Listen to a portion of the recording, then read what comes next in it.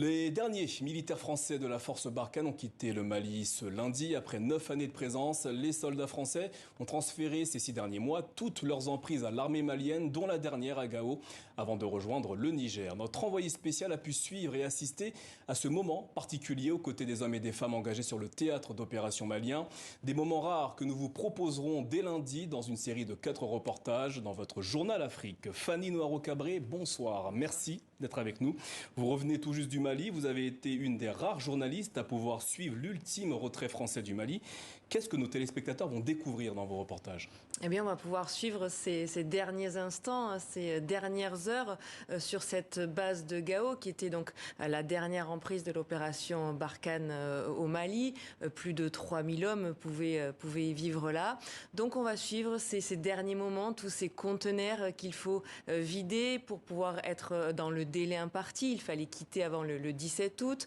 On va suivre donc ces hommes et ces femmes qui travaillent d'arrache-pied quotidiennement.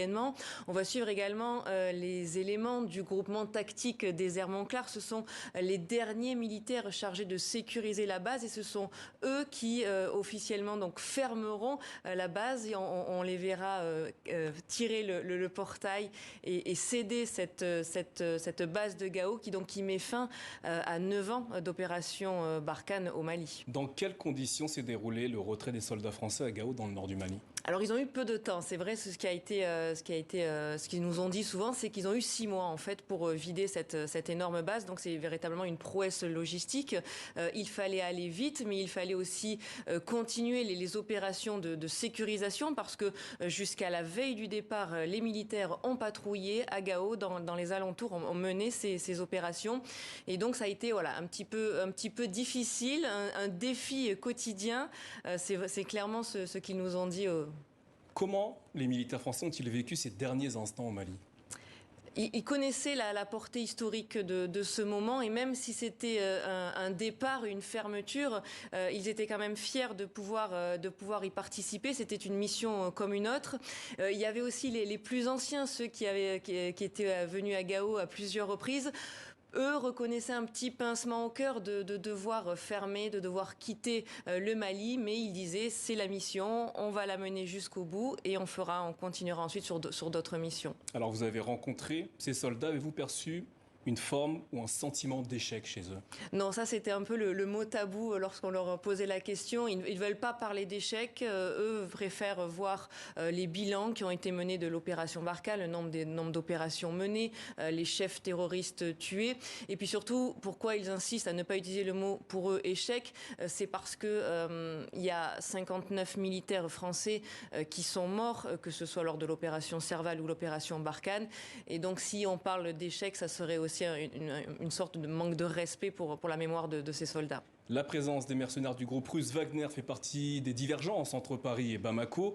Qu'est-ce qu'en pensent les soldats français ? Eh bien, ils en parlent enfin, puisqu'on a pu notamment rencontrer certains qui ont pu les croiser au cours de patrouilles dernièrement. C'est la première fois que les militaires arrivent à en parler. Et j'ai notamment pu échanger avec l'un d'entre eux, le capitaine Yann, qui a reconnu avoir aperçu quelques éléments Wagner au cours de patrouilles. Je vous laisse écouter ce qu'il en dit. Oui, on en a croisé dans une ville qui s'appelle Assongo. Donc Assongo, c'est situé entre Gao et la frontière malienne à équidistance. Donc on a croisé un petit détachement. Alors l'impression qu'on s'en est fait, elle est assez paradoxale par rapport à tout ce qui est annoncé dans beaucoup de médias, dans beaucoup de chancelleries. C'est-à-dire que finalement c'est un groupe qui nous a fait plutôt très mauvaise impression, des soldats plutôt mal équipés, équipés par les Maliens en majorité, pas de véhicules, qui avaient du mal à trouver la nourriture, de l'eau, qui devaient s'approvisionner sur les marchés avec les Maliens. Donc plutôt des soldats de mauvais soldats a priori. Voilà. Et finalement, en discutant aussi avec la population, en échangeant avec eux, je pense que la population a bien compris la différence entre un mercenaire qui se bat pour finalement de l'argent, au sens trivial du terme, et un soldat français ou un soldat malien qui lui se bat pour des valeurs qui sont tout autres, qui effectivement est payé à la fin du mois, mais c'est pas ça qui le fait se battre et qui fait que comme la France au Mali a perdu 59 hommes, ils ne sont pas tombés pour de l'argent, ils sont tombés pour des valeurs, ils sont tombés pour que la France reste la France dans tout ce qu'elle entreprend. Fanny, en quelques mots, comment va s'organiser le dispositif Barkhane depuis le Niger ?